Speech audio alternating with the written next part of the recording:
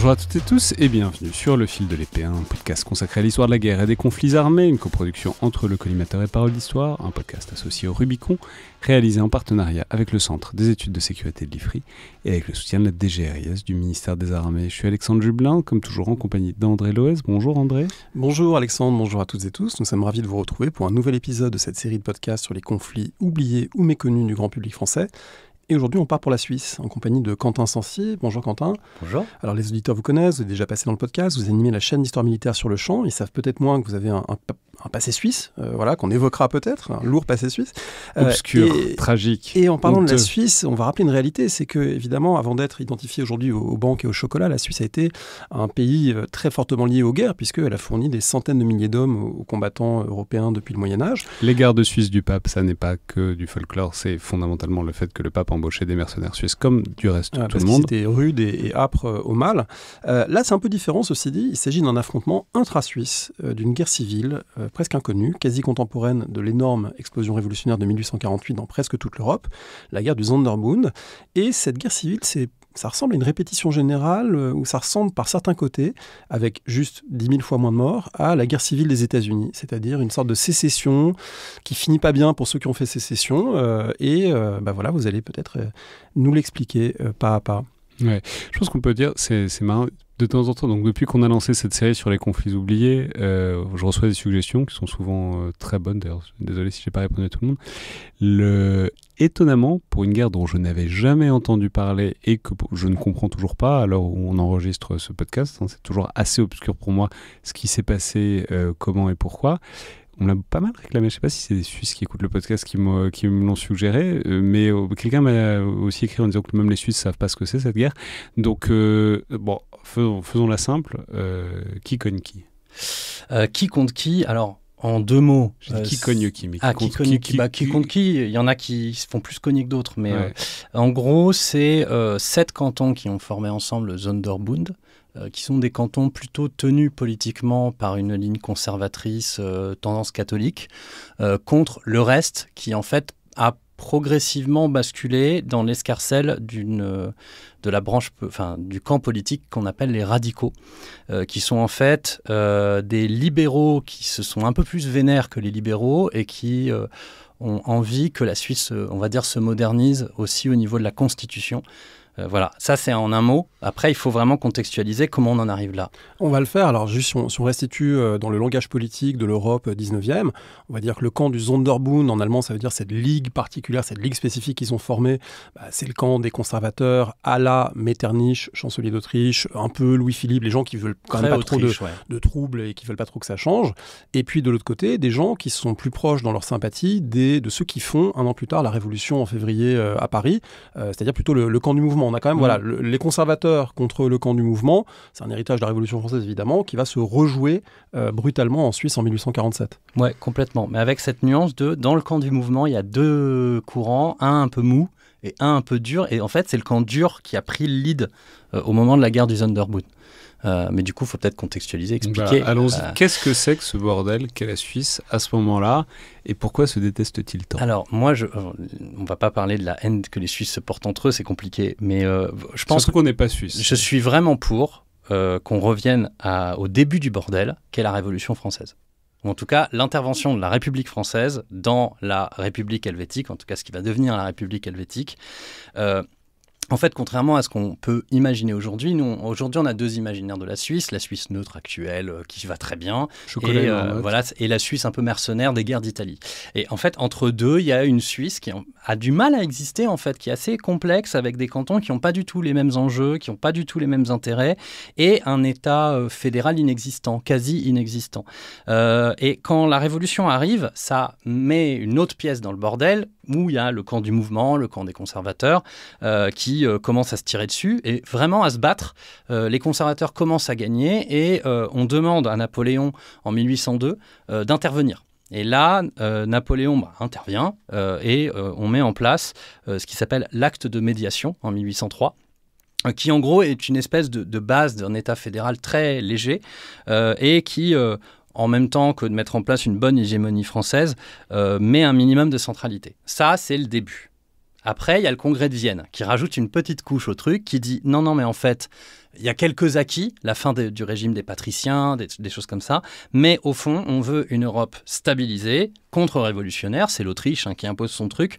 Donc, le Congrès de Vienne impose le pacte fédéral en 1815. Et ça, c'est ce truc-là qui bloque la Suisse jusqu'à la guerre du Sonderbund.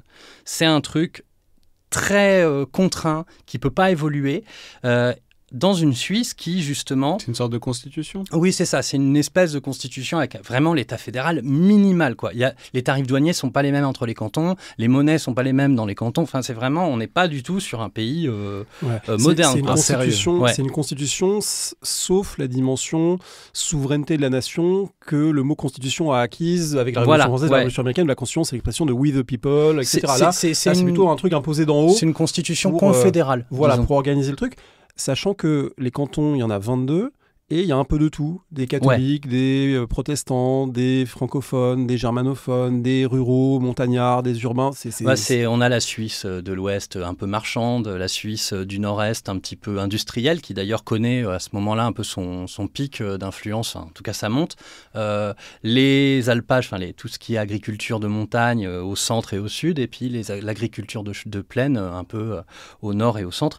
Donc vraiment des intérêts très divergents, avec tellement divergents qu'en fait, au sein même des cantons, il y a du bordel. Et contrairement à ce qu'on a comme image, en fait, la Suisse de 1803 à 1848, ça se fout sur la gueule un peu tout le temps. Il y a énormément de crises et des morts, en fait. Vraiment, Bâle est obligé de se couper en 2 demi-cantons entre la ville et la campagne. Ça arrive à d'autres cantons. Donc, on a des demi-cantons, ce qui fait un truc assez incroyable. Et en fait... ça pose des problèmes dans ce premier 19e siècle où c'est le développement des chemins de fer, le développement télégraphique. On commence à voir des opportunités commerciales, industrielles. Il y a de la vraie tension avec une montée en puissance d'une bourgeoisie politiquement et associativement très active. Et en face, des conservateurs qui, eux, sont plutôt soutenus par l'ordre du Congrès de Vienne, notamment l'Autriche, qui ne veut pas trop que ça bouge. Ensuite, il faut encore rajouter là-dessus une petite dose de bordel qui est la question religieuse, puisque ça, c'est encore un autre truc. On se souvient de la Suisse au Calvin, on se dit c'est tous des calvinistes, pas du tout. Point du tout, il y a aussi plein de catholiques. Donc voilà, comment est-ce que ça arrive par-dessus ces lignes de fracture économiques et politiques, quoi ? Alors, ça se fait par étapes dans les différentes crises, parce que la Ligue du Sonderbund n'est pas la première ligue. Il y a eu des ligues libérales, il y a eu des ligues conservatrices à d'autres moments. La religion, elle vient en dessus parce que dans l'ordre du Congrès de Vienne avec l'Autriche et un petit peu la papauté, en fait, les libéraux puis les radicaux, mais on reviendra sur leur émergence, se mettent à critiquer aussi, se mettent à chercher une certaine laïcisation. Et ça crispe plus les catholiques que les protestants.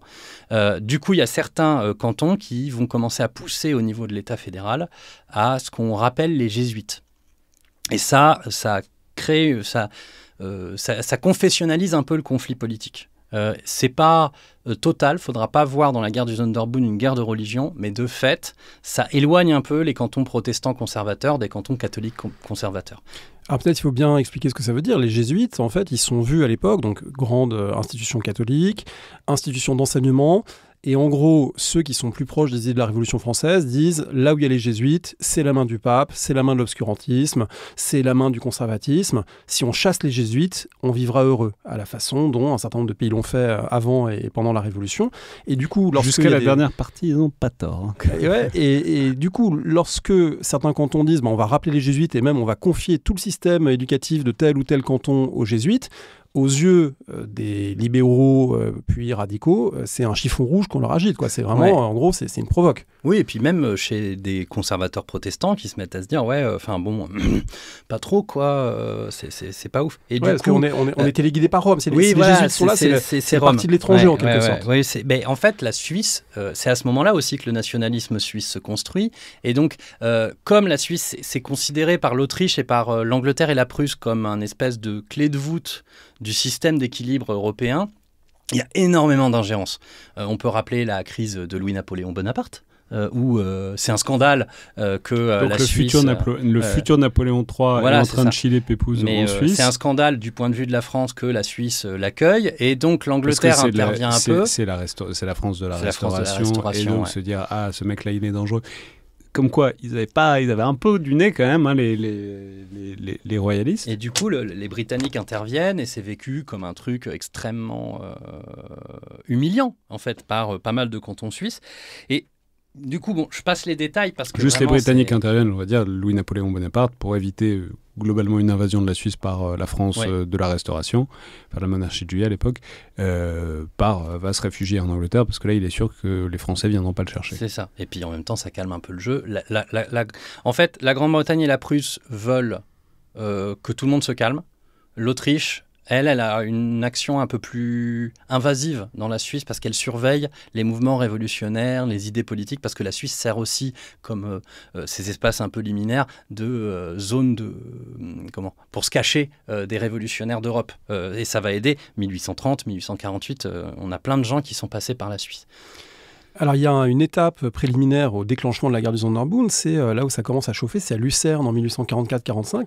Et c'est marrant parce qu'il y a vraiment ce parallèle qu'on peut faire avec la guerre de sécession aux États-Unis, où en gros, il y a eu le Kansas ensanglanté pendant des années.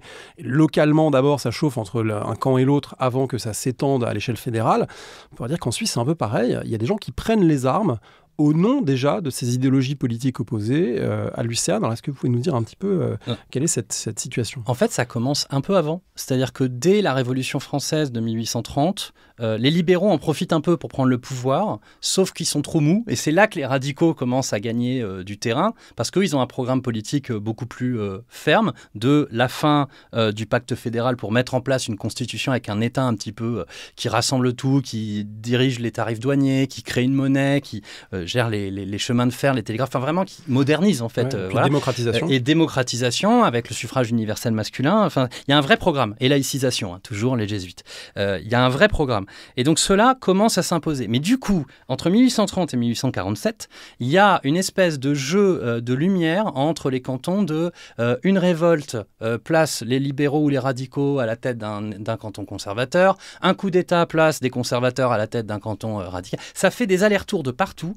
C'est assez compliqué à suivre, donc on ne rentre pas du tout dans le détail. Et au bout ça crée, c'est des révoltes, c'est des élections, c'est des coups d'État, donc des morts. Et à un moment, il y a des corps de francs-tireurs qui se mettent à carrément tenter des coups de main dans des cantons d'à côté, parce que ça va. Et donc Lucerne, c'est un peu le cœur du truc, mais c'est la dernière étape de tout un procédé de montée en tension. Ce à quoi, en fait, on arrive aux Sonderbund, qui est que il y a 7 cantons en décembre 1945, alors que je les dise, je les ai, Lucerne, Uri, Schwyz, Unterwald, Zug, Fribourg et le Valais. Et donc là, à présent, 99% des auditeurs viennent donc d'apprendre 3 ou 4 noms de cantons, comme moi-même. C'est un très bon jeu à boire, la liste des cantons suisses, comme les 50 États des États-Unis. Un peu plus dur, mais j'encourage les gens à l'apprendre et à jouer à ça. Un peu plus dur les cantons suisses que les États des États-Unis ? Appenzell Road extérieur. Facile. Et du coup, en décembre 1945, ils se créent secrètement leur ligue et ils révèlent en juin 1846 cette alliance parce qu'ils commencent à sentir que ça balance de l'autre côté. Et là, en fait, c'est un mauvais move puisque les radicaux y gagnent une espèce de preuve de leur programme, de dire, vous voyez, en fait, ils sont en train de s'organiser en face, ça pue. Ils gagnent à Zurich, à Berne, à Genève et dans le Vaud. Par révolution ou par élection, c'est toujours le même truc. Et là, on est dans le nœud gordien, c'est fini. Il y a un problème, ça commence à se tendre. Le truc étant que pour le moment, personne n'a à l'État fédéral, dans les deux camps, une vraie majorité. Ça bascule en mai 1847, quand les radicaux s'imposent à Saint-Gall. Et là, ils ont 12 cantons et 2 demi-cantons qui votent la dissolution du Sonderbund et le principe de créer une constitution fédérale suisse.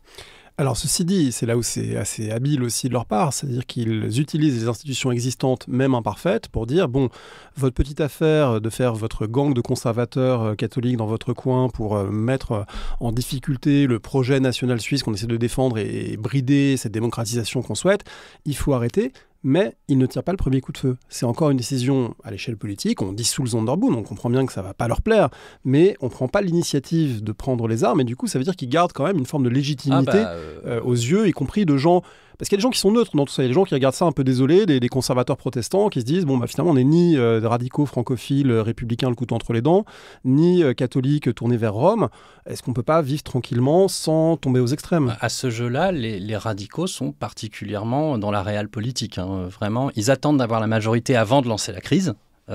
Tandis que les conservateurs, enfin en tout cas les conservateurs catholiques n'arrivent pas à s'accorder avec les conservateurs protestants. Donc Bâle s'abstient, tandis que Neuchâtel et Appenzell refusent de participer à tout ça. Mais en fait, au fond, ils ont la majorité. Donc bah oui, les institutions sont de leur côté pour la première fois depuis le début, mais bon moment. Avec le Sonderbund qui est quand même quelque chose de très menaçant en fait comme manière de poser le truc, parce que quand ils révèlent leur alliance, ils révèlent aussi qu'ils sont en train d'organiser leur propre armée. Donc un truc à part de l'État fédéral, sachant que s'il y a un seul truc que l'État fédéral avait, c'était pouvoir convoquer l'armée, avec un droit de chaque canton à ne pas envoyer ses troupes, histoire de dire que vraiment c'est faible, mais c'était un des gros trucs. À partir de là, ils ont perdu politiquement, en fait. Ils ont complètement perdu politiquement. Et le nouveau coup très bien senti des radicaux, c'est de nommer à la tête des opérations, alors je l'appelle Henri Dufour, mais en fait, il a un autre prénom qui est Guillaume son vrai. Henri. Voilà, Guillaume Henri Dufour. C'est de le nommer à la tête, qui est plutôt du camp libéraux-conservateurs. Et ce dernier va nommer des généraux à la tête de ces divisions, moitié conservateurs, moitié libéraux-radicaux. Ce qui permet en fait de unir ceux qui ne savaient pas trop où. Alors oui, Neuchâtel reste à part de tout ça, et d'ailleurs la Prusse met un coup de pression, on fait ok, il n'y a pas de problème, mais là il y a un vrai coup politique réussi, alors que le Sonderbund s'isole de plus en plus. Alors maintenant, si on entre un peu dans la tôle, comment dire, disons quoi ? Parce que c'est pas la majorité des cantons, c'est pas la majorité des gens. Alors, puisque vous dites c'est menaçant, pourquoi c'est menaçant ? Qu'est-ce qui est menaçant dans ce Sonderbund d'un point de vue militaire ? En fait, à partir du moment où vous séparer l'armée du truc et que c'est une des rares choses que vous avez en commun, vous commencez à dire soit on va faire sécession complètement, soit on va vous imposer notre programme politique. Or, le programme politique conservateur catholique n'est pas accepté par les radicaux, n'est pas accepté par les libéraux, n'est pas accepté par une partie des protestants. Donc, en termes de moyens, c'est clair que ce n'est pas la même sauce, parce que politiquement, voilà, ils ont réussi les radicaux. Donc, c'est 30 000 miliciens et 50 000 réservistes du côté du Sonderbund, avec 64 canons. Tandis qu'en face, y a le reste, donc c'est 100 000 soldats avec 172 canons. Donc les moyens sont clairement plus forts du côté de on va dire des radicaux, je devrais les nommer autrement. Mais... Après, c'est pas la bataille de la Marne non plus. Hein, non, mais bon, voilà. Mais en fait, ce qui se passe, c'est que les 30 000 miliciens et les 50 000 réservistes, ils sont là.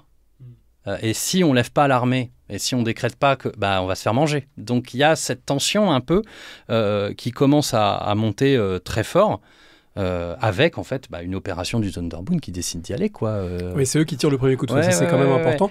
Peut-être un coup de main. Avant d'en venir à ce coup de main, quand on dit 30 000 miliciens, 50 000 réservistes, concrètement, on a affaire à quoi ? Est-ce qu'on a affaire à des gens qui ont l'habitude de porter les armes, de manier, de recharger un fusil ? Est-ce qu'on a des gens qui ont fait une fois une campagne 20 ans avant et qui ont gardé dans un placard de la ferme une arme et qui la reprennent ?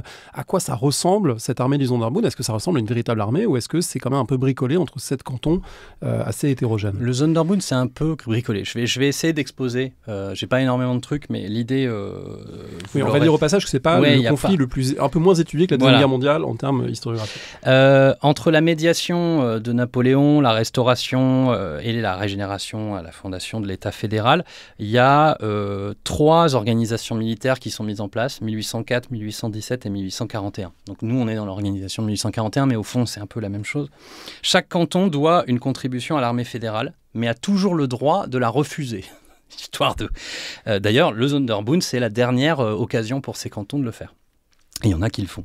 Le règlement, du coup, c'est des troupes qui sont entraînées jusqu'au niveau bataillon par les cantons. Et pour les manœuvres au niveau brigade et division, il y a des camps annuels qui sont faits, de l'ordre de 3000 hommes, quoi. À quoi donc l'armement, c'est fusil classique 1777, auquel on rajoute un système de percussion en 1841. Et il y a une commande de 200 canons qui sont faites en 1843, Donc voilà, ça vous donne, c'est vraiment c'est armé un peu comme une armée napoléonienne un peu modernisée, mais pas plus quoi. Voilà, l'instruction des troupes cantonales, c'est dans les cantons jusqu'en 1850. Donc dans ce cas-là, on est dans l'instruction cantonale. Les officiers de troupes sont formés cantonalement. Par contre, état-major, génie, artillerie et train, c'est fédéral. Ce qui va manquer aux Sonderbund, très clairement. Après, se rajoute à ça... Alors, l'armée fédérale, elle est mise sur pied que 4 fois entre 1830 et 1845. Elle n'a pas le temps d'intervenir dans les crises. Par contre, il faut quand même soulever un truc qui est important, c'est que jusqu'en 1830, on a quand même une vingtaine de régiments qui servent à l'étranger. Une vingtaine de milliers d'hommes qui sont en Espagne, en France et aux Pays-Bas principalement. Alors oui, c'est dissous avec la Révolution de 1830, mais ça donne quand même des anciens officiers, entre guillemets, mercenaires, qui, on les retrouve quasiment tous en fait dans l'armée de la Diète contre le Sonderbund. Ça veut dire qu'ils ont fait les opérations des guerres européennes, de l'invasion française en Espagne, des choses comme ça. Et puis à ça se rajoute en fait qu'en 1847, on est encore sur une génération d'officiers qui a été pour partie formé par les institutions françaises de la Révolution et de l'Empire, puisque la Suisse a été rattachée, notamment les Genevois, dont fait partie Dufour, qui est polytechnicien, 1807, désolé, 1808, pardon. Et en fait, c'est quand même une génération formée à la française plutôt, et qui a connu du coup des opérations potentielles en Espagne, en France et aux Pays-Bas. Et cette partie-là, elle sert essentiellement du côté de la Diète et pas du côté du Sonderbund. Ce qui va se sentir dans les opérations. Le Sonderbund n'a quasiment aucune capacité opérationnelle. Elle tente 2 attaques au total. C'est à chaque fois des échecs. Et en plus, elle n'a pas d'état-major unifié, quoi. Les cantons se méfient entre eux, histoire de rajouter un peu à la facilité. Alors que Dufour impose vraiment sa baguette. Et pourtant, c'est eux qui vont commencer. C'est eux qui vont lancer les hostilités en essayant de prendre le Saint-Gothard. Ouais. Donc le col. Quelle idée? Alors, en fait, le Sonderbund a 3 problèmes.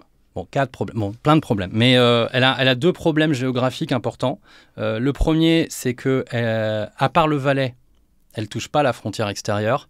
Et le Valais, il est bloquable sur 3 points seulement, dont le Gothard.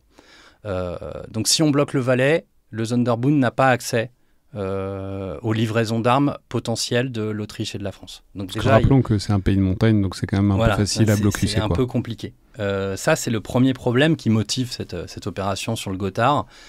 D'autant plus que...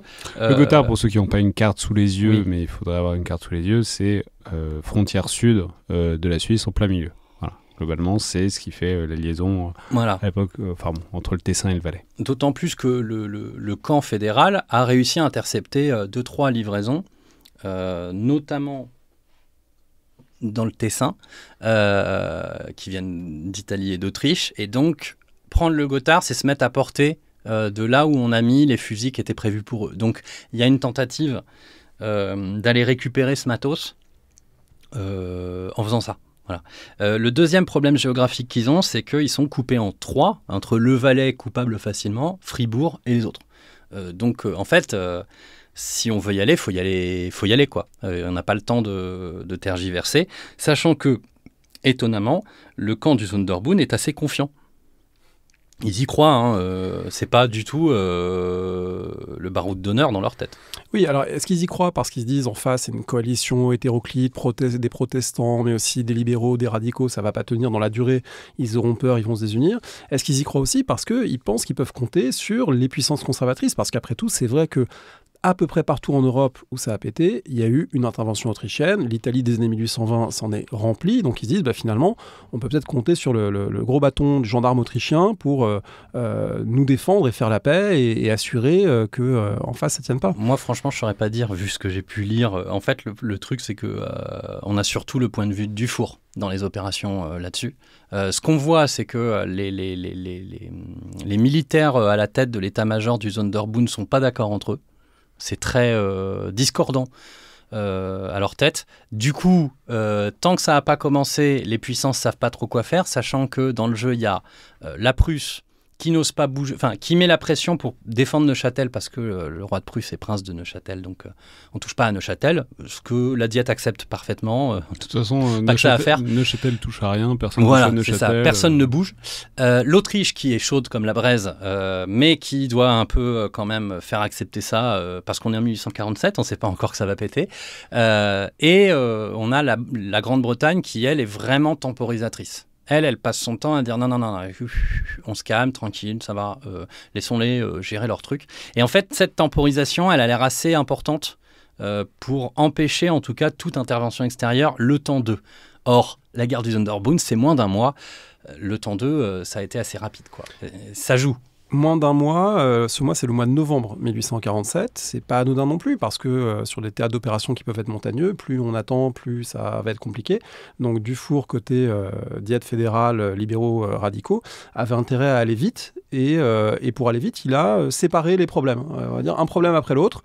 Et premier problème, Fribourg. Et une fois qu'on a réglé le problème de Fribourg, on verra la suite. Ouais, bah alors là-dessus, bon, on peut rentrer dans le détail des opérations, mais au fond, voilà, c'est des opérations d'un mois, ça va assez vite.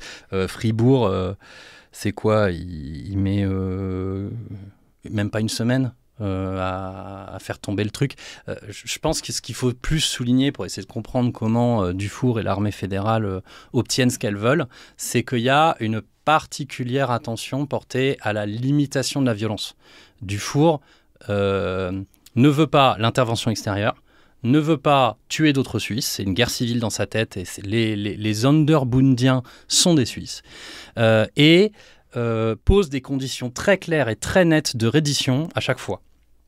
Pour lui, la reddition, c'est le renoncement aux Sonderbund, tel que ça a été voté par la Diète, le licenciement des troupes cantonales, on lève la menace, et l'occupation par les troupes fédérales. Parce que vous avez quand même fait un truc, voilà. Donc, en fait, il tombe sur le Fribourg, il assiège la ville, et plutôt que de lancer un assaut, il envoie aux autorités municipales la possibilité de se rendre, et elles se rendent. Donc, à partir de là, Dufour, il a obtenu un truc assez important, déjà une victoire. Déjà, clac, un truc. Et lui, il pense vraiment, ça se voit dans ses plans d'opération, il ne bouge nulle part ailleurs tant qu'il n'a pas ça. Fribourg, donc on va rappeler juste que Fribourg, c'est le canton isolé à l'ouest, c'est juste à côté du canton de Vaud, donc Lausanne, etc. Et c'est séparé aussi bien du Valais que des autres cantons catholiques du Sonderbund. Ouais, et du coup, Fribourg, c'est de côté. Et maintenant, il y a un argument déjà pour les autres cantons. Vous voyez, en fait, ça se passe bien, c'est déjà fini, victoire, vous n'avez aucune chance. Sachant qu'il a cette intelligence, j'ai envie de dire, de bloquer le Valais aux 3 points en interdisant formellement la moindre attaque. Donc le Valais tente une attaque après le Gothard pour aller chercher et arrive à s'enfoncer dans le Tessin, mais finalement c'est repoussé, mais on bloque les 3 points, c'est tout, on bouge pas plus. Il y a ça. Et ensuite, il faut résister à la deuxième attaque du Sonderbund, qui est une tentative d'aller vers le Freiamt, au nord des cantons du Sonderbund. C'est arrêté très rapidement parce qu'ils n'arrivent pas à se coordonner. Et là, Dufour, en fait, il est face à un boulevard il y a le gros pâté des quelques cantons. Comme on a repoussé leurs attaques et qu'on a un peu bloqué leurs entrées, les troupes cantonales commencent à faire de la défense cantonale et c'est tout. Donc on va battre au détail. Et ça, il le fait semaine après semaine en obtenant des redditions, parfois un peu par surprise. Il y en a qui se rendent un peu rapidement. Il commence par fumer les premiers qui ont sorti la tête, c'est-à-dire Lucerne. Comme ça, on fait par ordre décroissant et ça marche pas mal. Lucerne, ça arrive plus tard. Hein. Ah, ça arrive plus tard, c'est pas... En gros, il va très vite. Ouais, non, mais voilà. Il bloque le Valais et ensuite il menace plusieurs villes. Zouk se rend sans combattre le 21. Et ensuite, il assiège Lucerne. Et pendant le siège de Lucerne, il y en a d'autres qui se rendent, sachant que Lucerne, vraiment, il y va doucement. Il y a 2 points de résistance qui donnent les 2 principales batailles qui sont, et je ne sais pas si je dois dire Gizikon ou Gizikon. André va vous répondre exactement, va vous donner la bonne prononciation. Le premier, je pense, c'est plus... Gizikon, je pense que c'est plutôt germanique. Plus germanique, ouais. Voilà, et Meyerskapelle, qui est une résistance des Juvissois qui finissent par être délogés. À part ces deux résistances, où en fait c'est des troupes cantonales qui défendent leur canton et sur lesquelles tombent des divisions qui ont manœuvré un petit peu plus loin, y a rien. Et à partir de là, Lucerne est assez bien isolée. Et coup du sort, le conseil municipal s'enfuit en emportant la caisse. Toujours prendre la caisse en Suisse. Voilà, ça c'est fait. Le 23, il s'enfuit. Le 24, la ville pète un câble, se rend. Et à partir de là, le reste, ça se délite complètement. 25, 26, 28 novembre, le reste des cantons se rend, sauf le Valais qui était dans son coin, pas arrivé à sortir. Ça, ils n'ont toujours pas entendu ce qui s'était passé. Et c'est ça. Et une fois qu'ils sont face au fait accompli, le 29, ils se rendent, le 30, c'est terminé, merci, au revoir, quoi. Bilan des opérations, moins de 100 morts au total, moins de 700 blessés. Alors, moins de 100 morts, mais donc ça veut dire que c'est une guerre très peu meurtrière, mais ces 100 morts, d'abord pas de bol. Pour une guerre comme celle-là, il fallait pas être au mauvais endroit au mauvais moment. Donc c'était quoi ces mauvais endroits pas où sûr qu'on fasse des monuments un morts peu plus, où ça a été quand même un peu plus chaud. C'est-à-dire où est-ce qu'il y a eu les principales pertes humaines, en sachant que évidemment elles sont restées très limitées. Il y a eu les deux sièges principaux qui ont été Fribourg et Lucerne. Où il y a des mecs qui creusent une tranchée, qui s'en prennent une, ou enfin des trucs comme ça. Il y a les deux points de résistance qui sont vraiment les gros points, en vrai. Donc Gizikon et Meyerskappel. Et 2-3 opérations, le Valais qui essaie de prendre le Gotthard, qui essaie de pousser, mais en fait au fond c'est des troupes cantonales qui n'ont pas on n'est pas non plus monté aux extrêmes en termes de violence politique et symbolique, surtout que notre ami Dufour il a décidé d'y aller tranquille, quoi. Donc à partir de là... Donc en gros, l'assaillant n'avait pas l'envie et les assaillis, le Sonderbourg n'a pas eu le temps de monter aux extrêmes parce qu'ils ont assez vite compris que c'était peine perdue. C'est ça. Moi, c'est pour ça que la guerre du Sonderbund m'intéresse de ce point de vue. C'est vraiment l'anti-guerre civile du point de vue XVIe siècle. C'est pas du tout le pire des mots, c'est même au contraire la violence politique la plus contrôlée qui soit pour résoudre une dispute qui n'arrivait pas à se résoudre au sein du politique. Ouais. Et même on lit à certains moments que le pire de la guerre du Sonderbourg, c'est même pas tellement les morts, c'est les pillages. Oui, quand à Fribourg, Lucerne, elle prend un peu, Fribourg, elle prend un peu. Là, quand il y a des pillages, c'est vraiment ça qui traumatise. C'est toujours plaisant d'avoir tous nos préjugés sur les Suisses complètement confirmés à piquer la caisse, le pillage, etc. Mais avec ça, en fait, il y a aussi une forme... C'est ce que disent ceci les contemporains, qui parlent de ces pillages comme étant quelque chose de très grave, et Dufour doit prendre des ordres pour dire attention, on reste dans les casernes, l'ordre doit régner, etc. Mais même au milieu de ça, on voit qu'en gros, la guerre, elle n'a pas le temps de monter, puis en fait, les conservateurs catholiques s'humilient un peu. Non pas parce que la guerre se passe mal, mais parce qu'ils partent avec la caisse, parce que ils sont un peu cons, quoi. Et du coup, dans pas mal de cantons, les troupes de la Diète sont bien accueillies, ce qui facilite les choses, disons-le. Il n'y a pas de montée énorme au niveau politique des populations, sachant qu'en plus les radicaux derrière perdent leur pouvoir politique.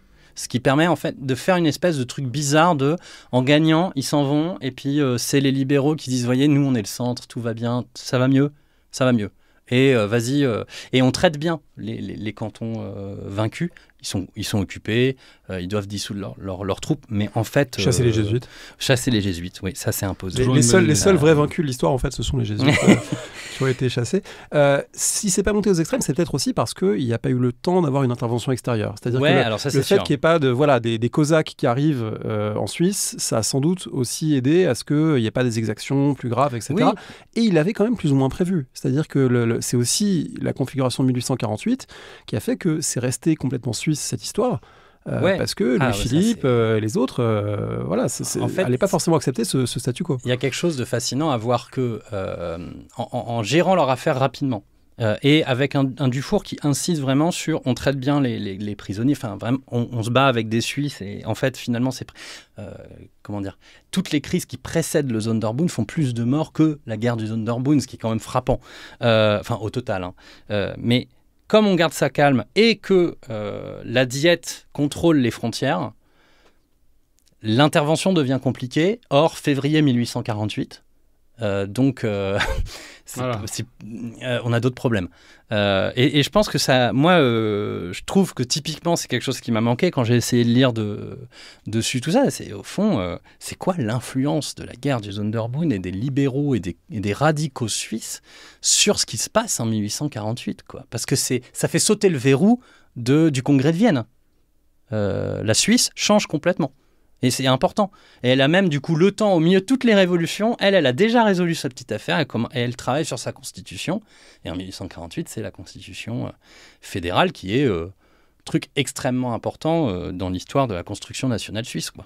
Et alors, si on réfléchit à pourquoi, effectivement, ça semble pas avoir eu un effet énorme en 1848, c'est que comme ça a été fini rapidement, il n'y a pas non plus eu le temps d'avoir des réfugiés, des exilés politiques. C'est-à-dire qu'à la différence de Polonais, de Belges, de gens qui se retrouvaient, de Grecs, d'Italiens, recherchés par les polices de leur propre pays, qui se retrouvaient à Paris, qui se retrouvaient à Londres, et qui ont fini par converger à certains endroits et former des masses critiques de gens capables d'agir de manière révolutionnaire, bah, finalement, on s'est battu entre Suisses, on a réglé le problème entre Suisses, on reste entre Suisses, donc du coup, il n'y a pas tellement ces solidarités internationalistes libérales qui ont pu exister pour, en particulier, les Italiens et les Allemands. Voilà, on sait qu'il y a des révolutionnaires allemands qui sont à Paris en février 48 et qui participent aux événements. Il y a peut-être des Suisses, mais ça paraît moins évident. Ouais, mais je pense même qu'il y a l'inverse, c'est-à-dire que la Suisse accueillait des réfugiés ou enfin des exilés politiques au moment du Sonderbund. Et à mon avis, ces gens-là, quand ils voient ça, ils rentrent et ils racontent. Moi, j'ai un exemple très précis. Vous savez quoi, une révolution, ça peut tout à fait bien se terminer. Mais en plus, c'est ça qui est intéressant, c'est que c'est une guerre civile, mais pas une guerre civile, une révolution, mais légale, avec l'armée de son côté, c'est pas très fréquent. Enfin, il y a plein de choses qui se passent dans ce truc qui est un peu en contradiction avec les règles politiques habituelles qu'on a quand on analyse le 19e siècle. Mais qui ressemblent à la guerre civile des États-Unis, encore une fois, parce que les sécessionnistes se sont mis hors la loi, ont perdu, et force est restée à la Constitution qui a été défendue. Alors là, on en a refait une autre pour l'occasion, mais bon, il y a juste un petit décalage de mortalité. Oui, il y a un décalage de réussite de la première politique de calmer le jeu, quoi. Ça se fait, ça se résout très vite. Moi, un exemple que j'ai dans les trucs qui m'ont été donnés de voir, est-ce que vous connaissez la chanson Le Drapeau Rouge? Ça dépend laquelle. Le voilà, regardez, il flotte. Et ben, c'est une chanson du Sonderbund, enfin des libéraux pendant la guerre du Sonderbund. Mais c'est qui les rouges, du coup? Eh ben, il n'y a pas de rouge. C'est une chanson qui ne s'appelle pas Le Drapeau Rouge. C'est sur les rives de la Libre Sarne, quelque chose comme ça. Enfin, je me souviens plus du nom de la rivière. Qui est un chant bourgeois entonné, je ne sais plus dans quel canton, et qui est entendu par des réfugiés politiques français qui le ramènent à Paris et qui disent c'est vachement cool pour ton texte là, qui ensuite sera importé par les révolutionnaires russes en 1917. Donc en fait, un des chants que vous entendez dans l'URSS quand elle fait ses défilés vient du Sonderbund. Armons-nous, enfants de l'Helvétie. C'est ça.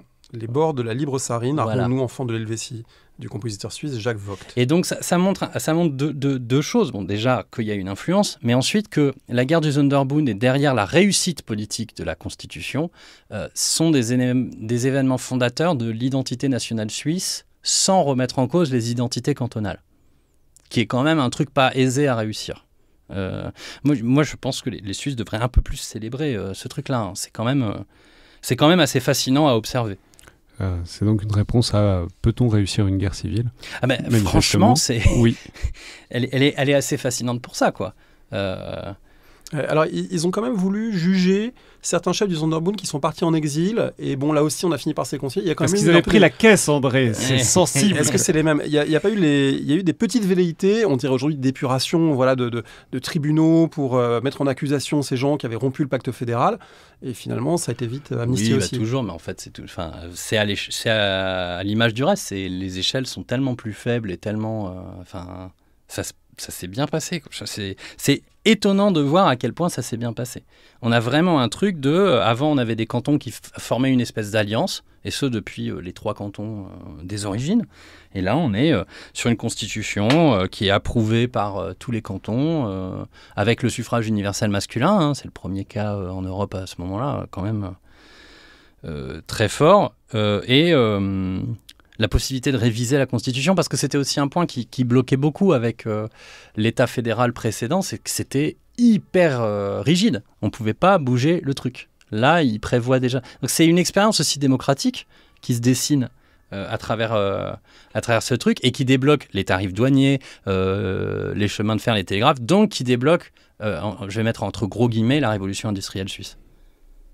Merci beaucoup, Quentin Sancier, pour ce deep dive. Non, je sais pas, il y a des trucs qu'on a oubliés. Je veux bien faire un petit point sur Henri Dufour. Ah oui, très bien. Alors, on va juste dire au passage aux auditeurs, aux auditrices qui sont en Suisse que s'il y a des monuments de la guerre du Sonderbund ou des lieux, de nous envoyer les images et les photos. On est très preneurs pour en savoir plus sur ce conflit, effectivement, limité, injustement oublié. Et donc, Georges-Henri Dufour. Guillaume-Henri Dufour, on va y arriver. Et en plus, je me suis dit, alors c'est comme Guillaume Tell, ça devrait être facile, et en fait, je me suis planté. Là, c'est un mec qui vraiment, je l'ai découvert en étudiant la guerre du Sonderbund, qui est le caudillo helvétique. Hyper intéressant, moi je trouve, parce que formé par l'Empire français, polytechnicien 1808, bon très bien, école d'application de Metz qui en fait un membre du génie, donc c'est un général du génie qui gagne la guerre du Sonderbund. Lui, il est à Corfou. Et il fait partie de la délégation qui négocie la reddition de l'île. Il participe aux 100 jours parce qu'il était bonapartiste. Mais derrière, vraiment, ça ne m'étonnerait pas que ce soit qu'il ait été séduit par les Saint-Simoniens. C'est vraiment une espèce de touche-à-tout qui imagine l'ingénierie ou l'ingénieur comme un acteur du bien commun. Il fait de l'urbanisme à Genève. Il fait partie des fondateurs de l'école militaire centrale fédérale de Thun. D'ailleurs, il a pour élève Louis-Napoléon Bonaparte. Thun. T-H-O-U-N-E. Voilà. Il a pour élève Louis-Napoléon Bonaparte, d'ailleurs, bon, ça c'est un détail. Il est fondateur de la ligne de train Lyon-Genève. Il fait le premier atlas topographique complet de la Suisse qui est appelé Carte Dufour, qui est terminé en décembre 1864. Donc vraiment, on a l'archétype de l'ingénieur 19e qui va être nommé à la tête de l'armée fédérale, pas que pour la guerre du Sonderbund, pour à peu près toutes les crises diplomatiques qu'il y aura par la suite. Truc marrant, détail, quand on regarde quand il est nommé au rang supérieur de la Légion d'honneur, c'est quand même un mec qui arrive à être fait chevalier en 1814, officier en 1832, commandeur en 1849, grand officier en 1852 et grand croix en 1866. Autrement dit, c'est un mec qui monte à chaque nouveau régime.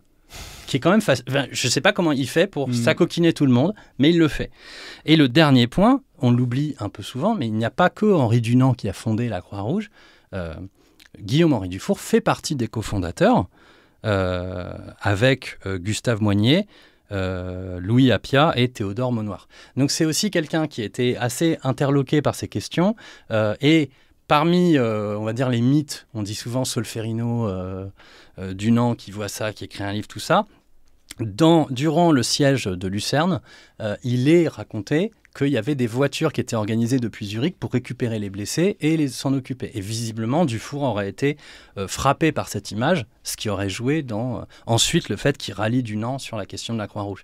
Donc c'est pas du tout n'importe qui était à la tête de l'armée de la Diète en termes de personnages du 19e siècle. Voilà. Je pense que c'est pas anodin.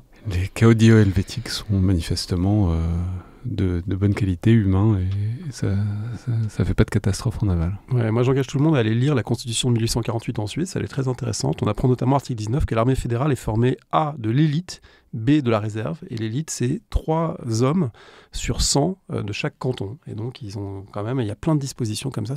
Puis ils disent aussi, un différend entre cantons ne doit pas se régler par la guerre. Donc en gros maintenant, à quand même acter le fait que ces guerres internes, on va essayer d'y mettre fin. Merci beaucoup, Quentin Sancier. On Merci vous retrouve évidemment sur la chaîne YouTube Sur le Champ. Et je ne sais pas quand on va diffuser cet épisode, mais on aura déjà entendu, ou on entendra bientôt, vos hot takes, vos unpopular opinions, tout au fil de l'été. C'était donc Le Fil de l'Épée, un podcast produit et co-animé par Alexandre Jublin et André Loez, distribué par Binge Audio, comme d'habitude. Remarques, commentaires, anecdotes sur la guerre du Sonderbund, si un arrière-grand-père. Archives. Voilà, archives familiales, photos spectaculaires, envoyées à Quentin. Ah, mais elle mériterait des bonnes études, hein, franchement. La dimension internationale du conflit, je pense. Comment les diplomates réagissent à tout ça, ça doit être très intéressant. Voilà. Merci à toutes et tous, et à la prochaine fois.